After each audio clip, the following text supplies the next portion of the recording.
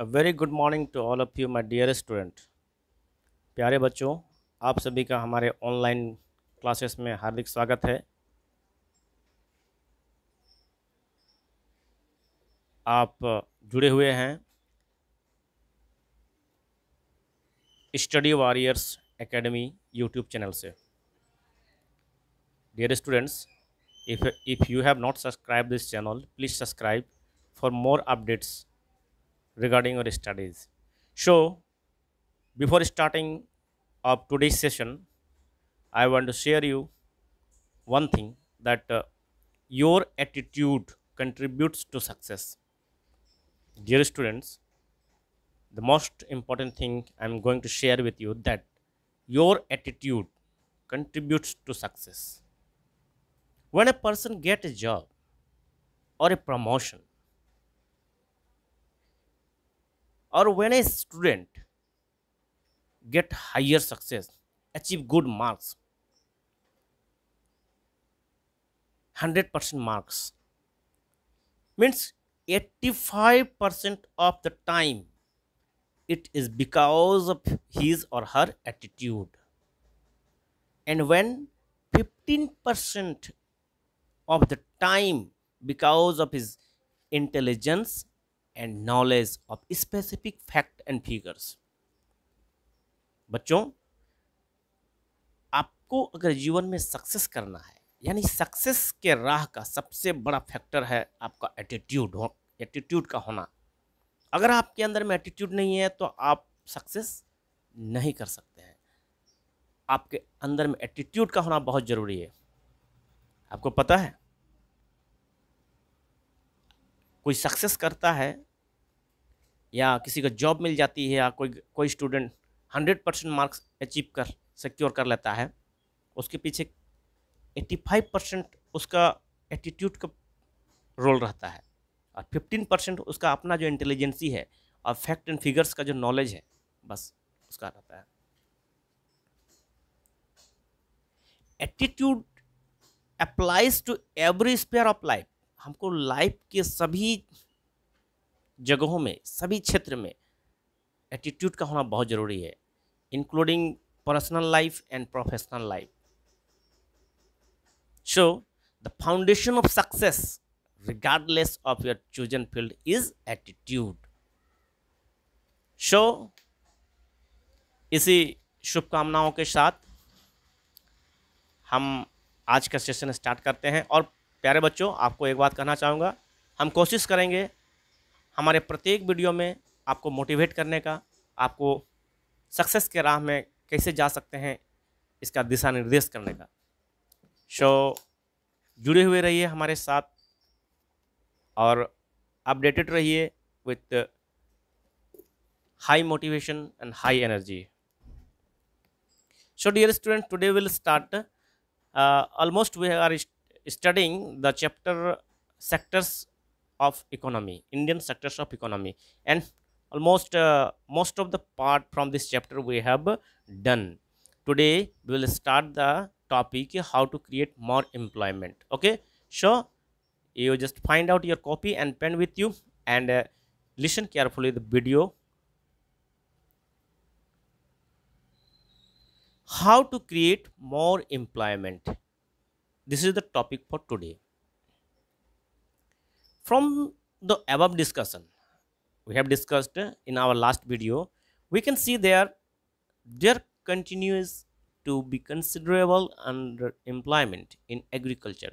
Under employment के बारे में हम लोगों ने चर्चा किया था पिछले वीडियो में। अंडर एम्प्लॉयमेंट कहने का मतलब क्या है, जिसको हम लोग डिस्गस एम्प्लॉयमेंट भी कह सकते हैं। जैसे कि एक खेत में 2 व्यक्ति की आवश्यकता है, लेकिन ज़बरदस्ती उसमें 5 व्यक्ति काम करने के लिए आए हैं, तो 3 व्यक्ति जो हैं वो उनके नहीं रहने पर भी वहाँ पर काम हो जाएगा, ठीक है ना। सो there are also people who are not employed at all. कुछ लोग ऐसे भी हैं जो कि बिल्कुल उनके पास एम्प्लॉयमेंट नहीं है। In what ways can one increase employment for people? Let us look some of them. तो क्या इस चीज़ ऐसा करना होगा कि जिससे एम्प्लॉयमेंट बढ़ेगा? Take a case of Lakshmi, Lakshmi की कहानी हम लोग पहले पढ़ चुके हैं, ठीक है ना। Take a case of Lakshmi with her 2 hectare plot unirrigated land, ठीक है। The government can spend some money और banks can provide a loan to construct a well for her family to irrigate the land. सरकार की ओर से उनको loan मिल गया, ठीक है ना। किसके लिए? एक वेल मतलब कुआं बनवाने के लिए, जिससे कि वो अपना लैंड में इरिगेट कर सकते हैं। Lakshmi will then be able to irrigate her land and take his second crop. अब जब उसके पास इरिगेशन का सुविधा आ गया तो अब तो सेकंड क्रॉप्स भी उपजा सकती है। Wheat during the rabi season. Let us suppose that 1 hectare of wheat can provide employment of 2 people. 1 hectare में कितने peoples को काम मिला? 2 people को काम मिला for 50 days, including sowing, watering, fertilizer application and harvesting, etc. Okay. So 2 more members of the family can be employed in her own field. Now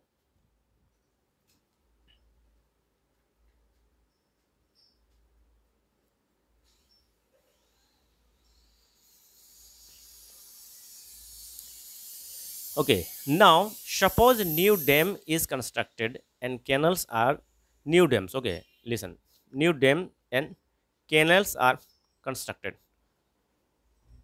for irrigating many such farms. This could lead to a lot of employment generations within the agriculture sector itself, producing the problem of underemployment. तो जिस प्रकार लक्ष्मी का 2 hectare का जमीन है तो उसके लिए सरकार के द्वारा लोन में एक कुआं उसको मिल गया, ठीक है, जिससे कि वो इरिगेट करके वहाँ पर एग्रीकल्चर कर सकती है। तो उसमें वो सेकंड क्रॉप्स भी वहाँ पर प्रोडक्शन कर सकती है। तो अगर एक कुआं दिया गया है उसमें वो सेकंड क्रॉप का प्रोडक्शन कर सक रही है, सेकंड क्रॉप का प्रोडक्शन हो रहा है उनका, तो कहने का मतलब उसके परिवार का अनएम्प्लॉयमेंट जो था वो ख़त्म होगा। तो अगर गांव में डैम्स या कैनल्स का कंस्ट्रक्शन किया जाए तो पूरे गांव का रोजगार बढ़ सकता है। यस और not? So it can reduce the underemployment, reduce the problem of underemployment. Now suppose Lakshmi and other farmers produce much more than before. गौर कीजिएगा, समझते जाइएगा। Lakshmi and other farmer from village grow more products, ठीक है। They would also need to sell some of the, अब जो surplus होगा, जो फायदा वाला होगा, जो कंज्यूम करने के बाद जो बचेगा उसको तो उन लोग बेचेगा मार्केट में। तो for this they may be required to transport their product to the nearby town. If the government invest some money in transportation and storage of crops और make better rural roads that mini trucks reach everywhere, several farms like Lakshmi who now have access to water can continue grow and sell the crops. तो जिस प्रकार अगर सरकार facilities देती है तो facilities देगी तो उसमें लोगों का रोजगार भी तो बढ़ेगा, और जिस प्रकार लक्ष्मी प्रोड्यूस कर रही है उसी प्रकार और भी लोग ज्यादा से ज्यादा प्रोडक्शन करेंगे। This activity can provide productive employment to not just farmer but also other such those services like transport and trade. सिर्फ फार्मर का ही एम्प्लॉयमेंट नहीं बढ़ेगा बल्कि अदर सर्विसेज भी शुरू होगा, ठीक है। So Lakshmi's need is not confined to water alone. तो लक्ष्मी का जो नीड है वो सिर्फ वाटर नहीं है, To cultivate the land, she also needs seeds, fertilizers, agriculture equipments, and pump set to draw water. Being a poor farmer, she cannot afford many of these. समझ रहे ना? So she will have borrow money from money lenders and pay a high rate of interest.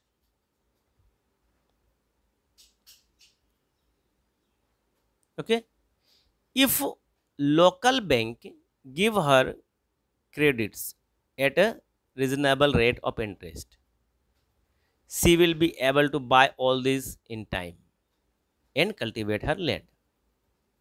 This means that along with water, we also need to provide cheap agriculture credit to the farmer for farming to improve. We will look at some of these needs in chapter 3, money and credit, but we will look this all in next chapter. So what we can understand by this? Just like a review once again. Lakshmi के पास थोड़ा सा ज़मीन है, लेकिन उसके पास irrigation का साधन नहीं है। सरकार के द्वारा लोन लेके उन्होंने एक कुआं डाल दिया और कुआं से उन्होंने इरिगेशन करना शुरू किया। तो कुआं से इरिगेशन करना शुरू किया कहने का मतलब जो सीजन पर डिपेंड रहता था, अब तो उसके बाद पानी की व्यवस्था हो गई तो वो डबल क्रॉप्स प्रोड्यूस कर सकता है। कहने का मतलब उसके घर का जो बेरोजगारी था वो मिट जाएगा। तो इसी प्रकार अगर गांव के विकास के लिए डैम का कंस्ट्रक्शन किया गया, कैनल का कंस्ट्रक्शन किया गया, तो पूरे गांव के लोगों का रोजगार बढ़ जाएगा। और गांव के लोगों का रोजगार बढ़ जाएगा तो क्या होगा, उनका प्रोडक्शन भी बढ़ेगा। प्रोडक्शन बढ़ेगा तो उसका जो सरप्लस होगा उसको वो मार्केट में बेचेंगे, और मार्केट में बेचने के लिए उनको सर्विसेज की आवश्यकता है, जैसे ट्रांसपोर्टेशन की, ट्रेड की, इतनी सारी आवश्यकता है। तो इसी तरह से अनएम्प्लॉयमेंट को हम लोग दूर भगा सकते हैं गाँव के लिए, रूरल क्षेत्र के लिए।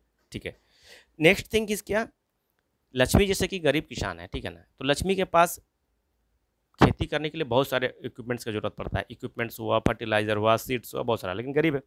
अगर वो बाहर से लोन लेती है तो उसको ज़्यादा इंटरेस्ट देना पड़ेगा प्राइवेट से।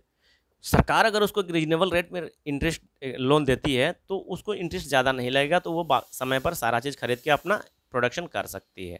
ठीक है ना, तो इसी प्रकार सिर्फ water is not only the requirement for agriculture, but all these things are the requirement for agriculture. Another way by which we can tackle this problem is to identify, promote and locate industries and services in semi-rural areas where large number of people may be employed. For instance, suppose many farmers decide to grow arhar and chickpea pulse crop. Okay, this is known as pulse crop. Setting up a dal mill to produce and process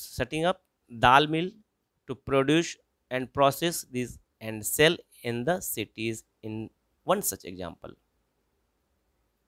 कहने का मतलब अगर सभी किसान decide करें कि हम लोग एक ही जो अरहर दाल का या चिकपी का खेती करेंगे, तो वो सभी मिल के खेती करेंगे, तो एक इंडस्ट्री बैठा सकते हैं वहाँ पर हम लोग दाल के लिए।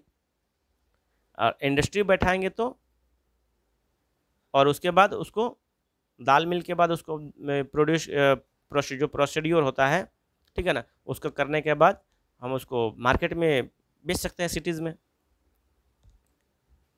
सो ओपनिंग ए कोल्ड स्टोरेज, अब देखिए, opening A cold storage could give an opportunity for farmers to store their product like potatoes, onions and sell them when the price is good. अब cold storage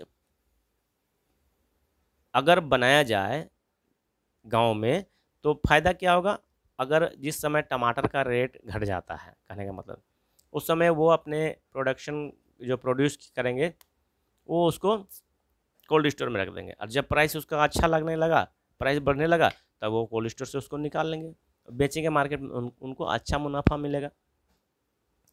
in villages near forest area we can start honey collection centres where farmer can come and sell wild honey अब गांव में देखिए देखिए ये सब सारा चीज़ क्या चीज़ है, हम एम्प्लॉयमेंट को बढ़ावा दे रहे हैं, कैसे एम्प्लॉयमेंट हम पैदा करेंगे, ठीक है ना। तो ये हनी सेंटर्स खोल सकते हैं हम लोग गांव में। It is also possible to set up industries that process vegetables, और ऐसा एक इंडस्ट्री का भी हम लोग सेटअप कर सकते हैं जो वेजिटेबल्स को प्रोसेस करें। And agriculture produce like potato, sweet potato, rice, wheat, tomato, fruits which can be sold in outside market. Okay.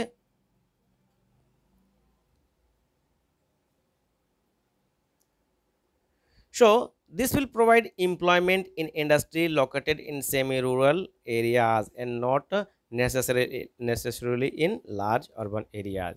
तो ऐसा करने से क्या होगा, हमारा गांव में या जो रूरल एरिया है वहाँ पर हमारा एम्प्लॉयमेंट पैदा होगा और लोग काम से जुड़े हुए रहेंगे, बेकार नहीं रहेंगे। What group of people do you think are unemployment and underemployment in your area? Can you think some measure that could be taken up for them? ये आपको अपने से करना है, आप लोग समझिए इसको, ठीक है ना। कौन व्यक्ति अनएम्प्लॉयमेंट है और कौन अंडर एम्प्लॉयमेंट है, इसको आपको देखना है और आप उसके बारे में विचार करना है, ठीक है। Do you know that in India about 60% of population belongs to the group of age group of 5 to 29 years. Out of this, only 51% are attending educational institutions. The rest, particularly those aged less than 18 years, maybe not at home, or many of them may be working as child labor. बहुत सारे ऐसे बच्चे हैं जो घर में नहीं रहते हैं या तो चाइल्ड लेबर का रूप में काम करते हैं, ठीक है ना। If this children are to attend school, यदि ये बच्चे स्कूल जाएं तो क्या होगा, ठीक है। We will require more buildings, more teachers and other staffs, yes or not? A study conducted by the Erstwhile Planning Commission, now known as Niti Aayog, NITI, okay? तो NITI Aayog estimates that nearly 20 lakh jobs can be created in the education sectors alone.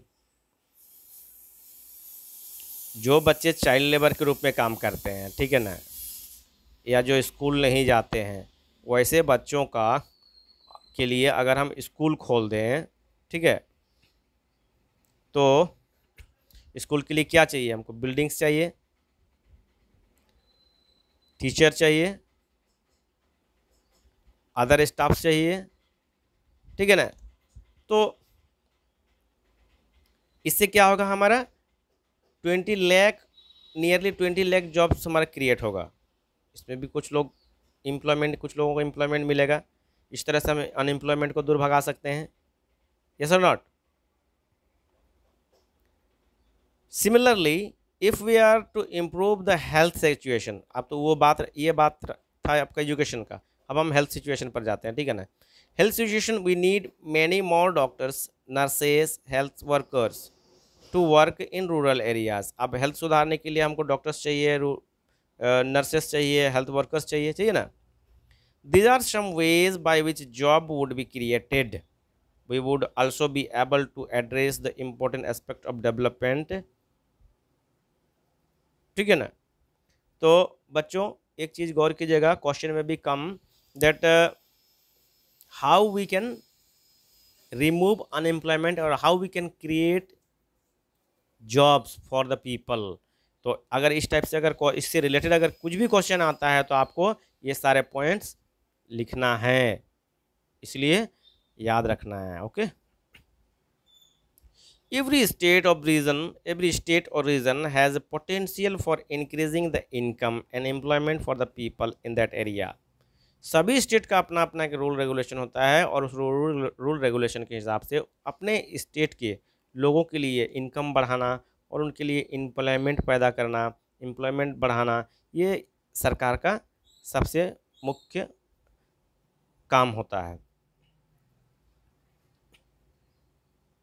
It could be tourism, जो भी employment कैसे बढ़ेगा, tourism से बढ़ेगा, regional craft industry से बढ़ेगा, new services like IT, ये सब बहुत सारे ऐसा एक्टिविटीज हैं, इसको करके हम लोग एम्प्लॉयमेंट बढ़ा सकते हैं, ठीक है ना।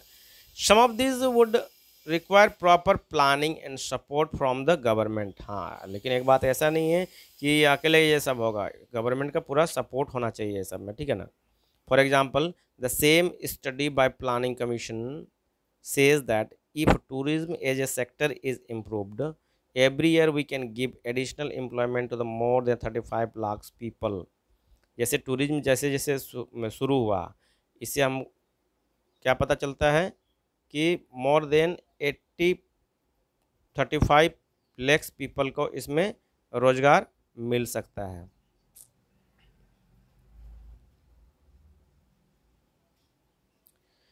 Most we must realize that some of the suggestions discussed above would take a long time to implement. For the short term, we need some quick measures. Recognizing this, the central government in India made a law implementing the right to work. Okay,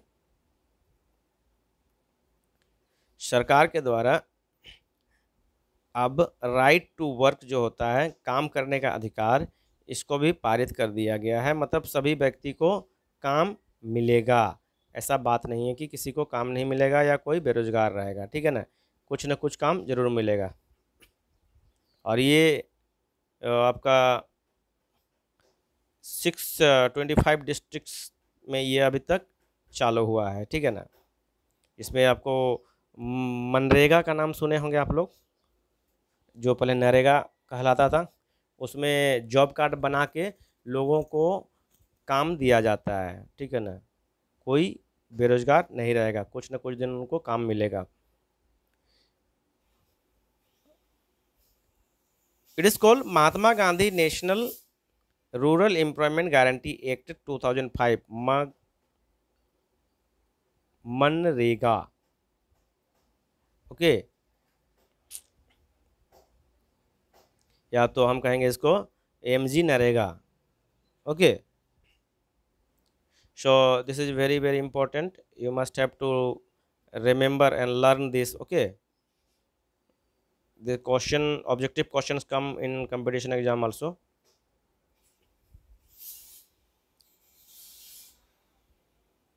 Under MNREGA 2005, all those who are able to and are in need of work in rural areas are guaranteed 100 days of employment in a year by the government। जिसको काम की आवश्यकता है, जो काम कर सकता है, उसका दक्षता रखता है, उसको 100 डेज ऑफ वर्क मिलना ही है per year.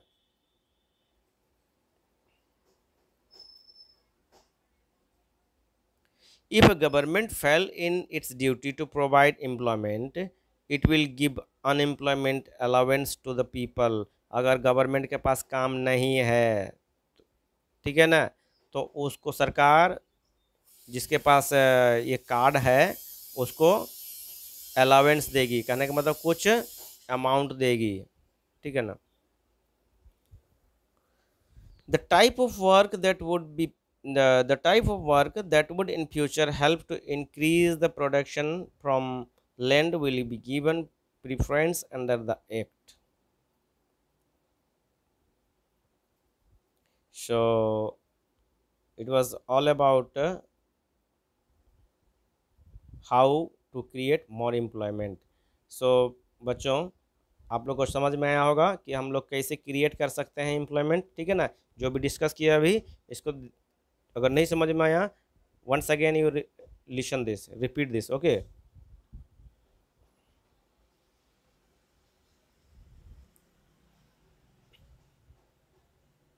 you can see in these pictures, ladies workers are doing their job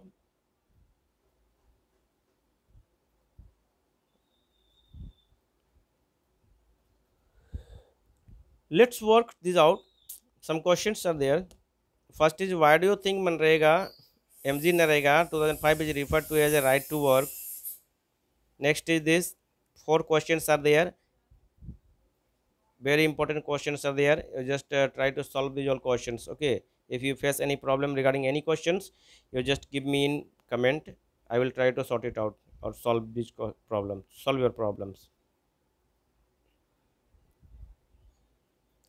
Next thing we will discuss about the division of sector as organized and unorganized.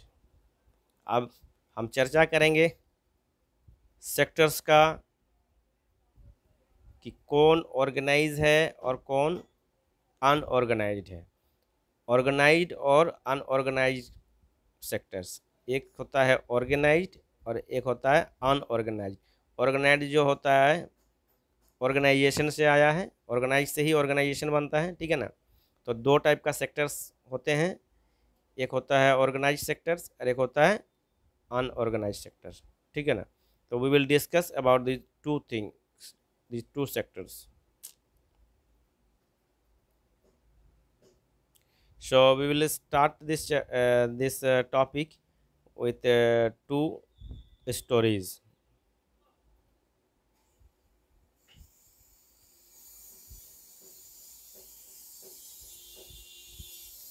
Let us examine another way of classifying activities in economy.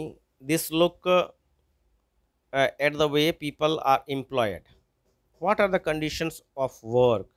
Are there any rules and regulations that are followed by the followed as regards to their employment? देखिए, एक चीज़ ध्यान देने वाली बात है कि work तो सब करते हैं लेकिन सभी का वर्क समान नहीं रहता है। कोई 12 आवर का जॉब करता है, कोई 18 आवर्स का जॉब करता है, कोई 8 आवर्स का जॉब करता है, कोई 6 आवर का जॉब करता है। काम का जो नेचर है, वर्क का जो नेचर है, वो सब प्राय सबका डिफरेंट होता है, ठीक है ना। अगर आप प्राइवेट सेक्टर में काम करते हैं तो प्राइवेट सेक्टर में जनरली क्या होता है, ओवर टाइम आप कर सकते हैं। ओवर टाइम करने से आपको उसका ओवर पेमेंट भी मिलता है, ठीक है ना। और ड्यूटी और पंक्चुअलिटी बहुत ज़रूरी होता है प्राइवेट में, ठीक है। तो जो ड्यूटी होता है, जो वर्क नेचर ऑफ जो जॉब जो होता है, नेचर ऑफ वर्क वो डिफरेंट होता है। प्राइवेट में अलग होता है, गवर्नमेंट में अलग होता है। कहने का मतलब ऑर्गेनाइज्ड में अलग होता है और अनऑर्गेनाइज्ड में अलग होता है। ऑर्गेनाइज्ड मतलब जिसका संरचना, जिसका जो स्ट्रक्चर होता है वो एज ए सिस्टम होता है, और अनऑर्गेनाइज्ड जो होता है उसका जो सिस्टम होता है वो स्ट्रक्चर में नहीं होता है, उसका कोई अपना विशेष स्ट्रक्चर नहीं होता है, वो जैसे तैसे होता है, ठीक है ना। जब मन किया होता है, जब नहीं मन किया नहीं होता है। तो इस टाइप से करने का मतलब एक ऑर्गेनाइज, नाम से ही पता चल रहा है, organised and unorganised. Organised means well organised means सही सलामत तरीका से, सिस्टम से, स्ट्रक्चर से, वो हो गया ऑर्गेनाइज्ड। और अनऑर्गेनाइज्ड मतलब जैसे तैसे, ठीक है। So let us start with a story, Kanta. This is the story of Kanta. Okay. Kanta work in office. Kanta, this is Kanta. Kanta work in office. She attends her office from 9:30 to 5:30. इसका time table है 9:30 से 5:30. She gets her salary regularly at the end of every month. देखिए, time punctual, salary punctual. In addition to the salary she also get provident fund, ये अलग फ़ायदा है। As per the rule laid down by the government, मतलब government के हिसाब से एक रूल बना हुआ है, और गवर्नमेंट का जो रूल है उसके हिसाब से उसको सारे फ़ायदे बेनिफिट्स मिलते हैं। She also gate medical treatment, देखिए ये मेडिकल भी मिल रहा है, ये गवर्नमेंट के रूल में है। एंड अदर अलावेंस, ठीक है। Kanta does not go to office on Sunday, अब इसको संडे में काम करने का आवश्यकता नहीं है, संडे को छुट्टी है सरकारी। दिस इज पेड हॉलीडे, और इसमें भी इनको पेमेंट मिलता है। When she joined work she given an appointment letter starting all the terms and condition to work, जब वो ज्वाइन की थी इस काम को जब ज्वाइन की थी तब उसको एक अपॉइंटमेंट लेटर मिला था, और उस अपॉइंटमेंट लेटर में ये जितना भी चीज़ है, provident fund, allowance, medical, Sunday holiday, paid holiday and other facilities जो भी उसको मिल रहा है, सब कुछ उसमें इंडिकेट था, उसमें बताया गया था। ठीक है ना। Next story is Kamal. Next story is for Kamal. Kamal is Kanta's neighbour. अब कांता जहाँ रहती थी उसी के बगल में कमल भी रहता था। He is a daily wages labourer in A near by grocery shop. ये है कमल है, ये ग्रोसरी दुकान है। ठीक है ना। यहाँ पर ये डेली वेजेस में काम करता है। ये क्या करता है? काम करता है। यहाँ पर ये वर्क करता है। ठीक है। He goes to shop at 7:30। सुबह 7:30 बजे जाना पड़ता है, क्योंकि नहीं जाएंगे तो फिर दुकान खुलेगा तो जाना पड़ेगा ना। दुकान तो जल्दी खोलना पड़ेगा, क्योंकि लोगों को सामान जल्दी चाहिए सुबह को। And work till 8। मॉर्निंग को 7:30 में वो दुकान जाता है और रात तक 8 बजे तक वो काम करता है। ठीक है ना। Okay. He gets no other allowance apart from his wages. अब इसको माना कि महीना में पर डे 100 रुपया मिलता है, और उस 100 रुपया के अलावे उसको उस दुकान से एक मिक्सचर का पैकेट भी नहीं मिलता है। कहने का मतलब समझ रहे हैं ना। He is not paid for days he does not work. आज किसी दिन बीमार पड़ गया या कहीं मेहमान चल गया तो उस दिन का उसको पेमेंट नहीं मिलता है। He has there for no leave और पेड हॉलीडे। अब कहने का मतलब इसके पास लीव नहीं है, लीव नहीं है, अब पेड हॉलीडे नहीं है, संडे को भी काम करना है, उस दिन भी पेमेंट नहीं है। Now, way he given an formal letter saying that he has been employed in the shop. He can be asked to leave any time by his employer. अगर किसी दिन काम में सुस्ती पनाई किया तो उसको उसी वक्त इसका मालिक इसको रिजेक्ट कर देगा काम से, बोलेगा घर जाओ।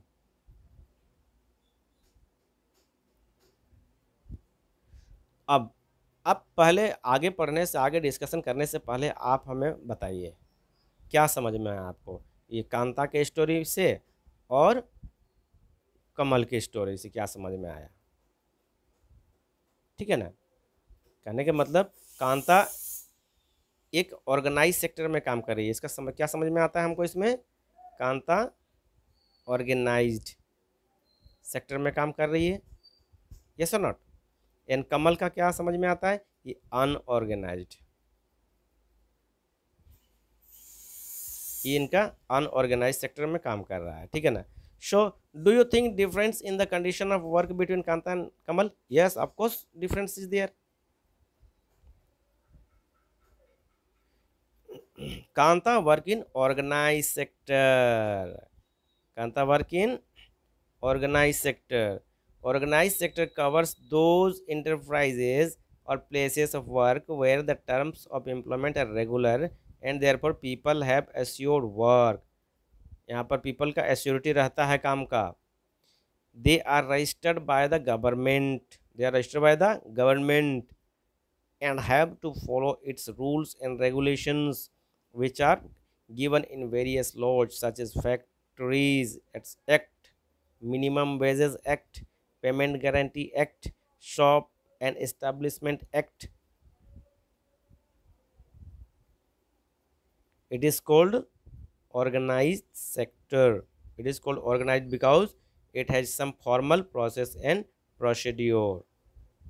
कहने के मतलब the question may become, what is organized sector? What is organized sector?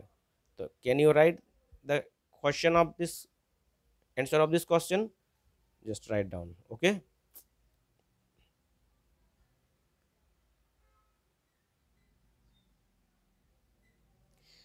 Some of these people may not be employed by anyone but may work on their own, but they too have to register themselves with the government and follow the rules and regulations. अब कुछ ऐसे भी sectors हैं जो दूसरों के यहाँ काम नहीं करते हैं, उनका खुद अपना का काम रहता है, लेकिन फिर भी उनको गवर्नमेंट के रूल्स और रेगुलेशंस को फॉलो करना पड़ता है, गवर्नमेंट के पास रजिस्ट्रेशन करना पड़ता है, ठीक है ना। ये भी हमारा ऑर्गेनाइज सेक्टर में ही आएगा। Workers in organize sectors enjoy security of employment. जो ऑर्गेनाइज सेक्टर में काम करते हैं उनका नौकरी नहीं जा सकता है, उनका नौकरी परमानेंट होता है। They are expected to work only a fixed number of hours, और जितना समय उनको काम करने का लिखा हुआ रहता है उतना ही समय उनको काम करना है, उसके बाद काम नहीं करना है। They if they work more they have to paid overtime by the employer. अगर वह ज़्यादा काम करते हैं तो उनको ओवर टाइम के लिए ज़्यादा वेजेस मिलता है, ठीक है ना। ओवर टाइम के लिए मोर इनकम मिलता है। They also get several others benefit from the employers, और बहुत सारे ऐसे फ़ायदेज हैं, बेनिफिट्स हैं जो उनको एम्प्लॉयर के द्वारा मिलता है। So what are this benefits, ये क्या क्या बेनिफिट्स हैं जो ऑर्गेनाइज सेक्टर में हमको देखने को मिलता है। They get paid leave, paid leave करने का मतलब अगर वो लीव में रहेंगे फिर भी उनको पेमेंट मिलेगा। पेमेंट ड्यूरिंग हॉलीडेज़, छुट्टी के दिनों में भी पेमेंट मिलेगा। प्रोविडेंट फंड मिलेगा, ग्रेजुएटी मिलेगा, और बहुत सारे ऐसे बेनिफिट्स मिलते हैं, ठीक है ना। So they are suppose to get medical benefits under the laws. The factory manager has to ensure facilities like drinking water and safe working environment. When they retire these workers get pension as well. ये सारे किसमें हैं, किसमें मिलेंगे आपको, organised में, organise sector में मिलेगा आपको, अनऑर्गेनाइज सेक्टर में नहीं मिलने वाला है ये सब, ठीक है ना। Now I hope so we have you have understood about organize sector very well. Let us discuss unorganized sector. In contrast, Kamal works in the unorganized sector. The unorganized sector is characterized by a small and scattered unit which are largely outside of the control of government. There are rules rules and regulations, but these are not followed. Rules and regulation तो होता है लेकिन follow नहीं होता है, government के द्वारा ये कंट्रोल के, गवर्नमेंट के कंट्रोल से बाहर होता है। जॉब्स हेयर और लॉ पेड, बहुत कम पेमेंट मिलता है यहाँ के कर्मचारी को, एंड ऑफन नॉट रेगुलर, कभी कभी मिलता भी नहीं है। तो there is no provision for over time. यहाँ प्राइवेट जॉब में या अनऑर्गेनाइज सेक्टर में ओवर टाइम का कोई प्रोविज़न नहीं है। Paid leave, holidays leave, due to sickness leave etcetera, ये सब कुछ नहीं मिलने वाला है पेमेंट उनको। Employment is not secure. देखिए कंपेयर कीजिए ये आपका ऑर्गेनाइज सेक्टर का और अनऑर्गेनाइज सेक्टर का, ठीक है ना, whatever we have discussed right now. So people can be asked to leave without any reason when there is less work, such as during some season. Some people may ask to leave. A lot also depends on the whims of the employer. This sector includes a large number of people who are employed on their own during doing small jobs, such as selling on the street or doing repair works. Similar farmers work on their own and hire laborers as and when they require. So ये सारे factors जो हैं ये unorganised sector के हैं, ठीक है ना।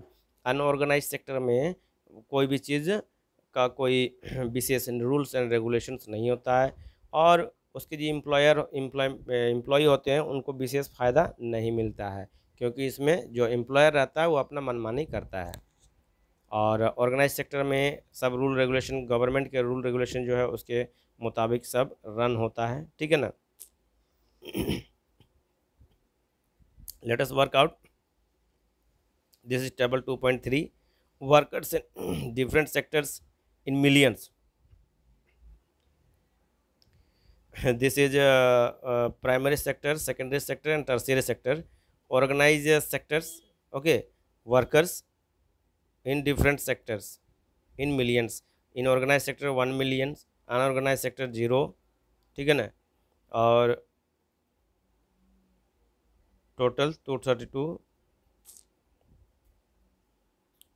and secondary sector 41, unorganized 34. This one 40, 88, 82. Total is 82. Okay. So this is all about the workers in different sectors. Some questions are there regarding this topic. You have to do all these questions. You have to do all these questions. These are very, very important questions. The questions maybe come in your exam. These questions are important VVI on your exam point of view.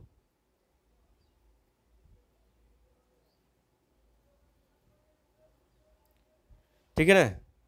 आपके exam point of view this all questions are very important. All questions whatever we are discussing in chapter, whether we are solving or not solving the answer of these questions, you must have to solve. If you face any problem in any question, you can ask me. Okay, we are not going to discuss right now in this chapter because the video will take the video will take long then. So dear students, next day we will start how to protect workers in unorganized sector. So okay, that's all for today. We will start in our next video. So stay with us in our YouTube channel Study Warriors Academy. Okay, आपको कैसा लगा हमारा video, आप हमें comment कर कर ज़रूर बताएंगे. अगर आपको अच्छा नहीं लगा, आपको समझ में नहीं आ रहा है, या जहाँ समझ में नहीं आ रहा है तो आप हमें कमेंट कर कर बताइए. हम ज़रूर आपके समस्याओं का समाधान करने की कोशिश करेंगे. I will try to solve or I will try to sort out your problems. Okay, so once again, be positive and be rise up your confidence. Try to recognize your internal power, whatever your inner power is there. Try to recognize yourself, try to realize yourself that you are the best, you can do best. By these all well wishing, by these all well wishes, uh, today we are finishing today's lesson. Wish you all the best. Thank you very much.